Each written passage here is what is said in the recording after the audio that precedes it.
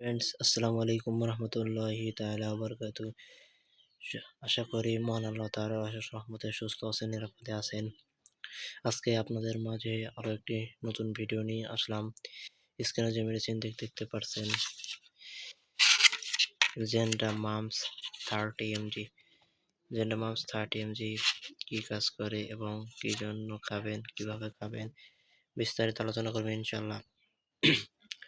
Gender mum's মূলত প্রস্তুতকারক company ওয়েসেল Pharma অর্থাৎ অপসনিন গ্রুপের একটি ওষুধ।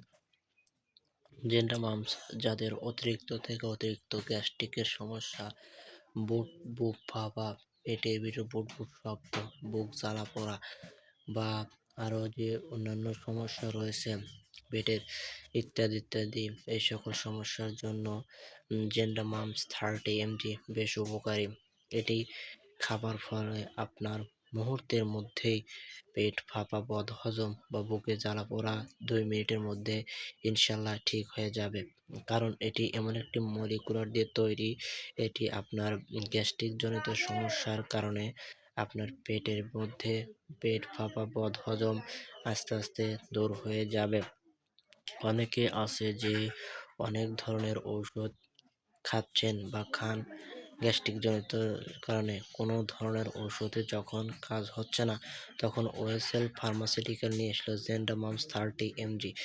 কারণ এটি খাবার ফলে আপনার পেটের মধ্যে যে সমস্যা গ্যাস্ট্রিক জনিত সমস্যা রয়েছে বা আলসারের সমস্যা রয়েছে, এটি মুহূর্তের মধ্যে দূর হয়ে যাবে।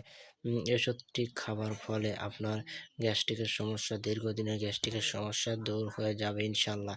তবে এই ওষুধগুলো দেখা যাচ্ছে যে আপনি বিভিন্ন ধরনের বিভিন্ন কোম্পানি বাজার থেকে সংগ্রহ করতে পারবেন।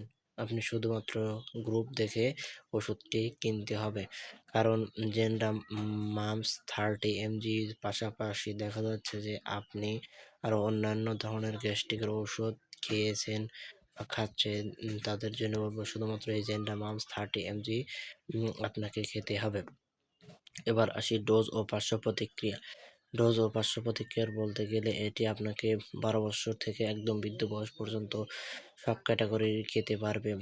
তবে এই সকল ওষুধ খাবার পূর্বে অবশ্যই আপনি একজন ডাক্তারের সুপরামর্শক্রমে উনি আপনাকে যেভাবে বলবে ঠিক সেইভাবে ওষুধটি খেতে হবে। কারণ প্রত্যেকটা ওষুধেরই কিছু না কিছু সাইড ইফেক্ট বা পার্শ্ব প্রতিক্রিয়া বিদ্যমান, এটিও তার ব্যতিক্রম নয়। তো বন্ধুরা, আজকের ভিডিও এ পর্যন্তই।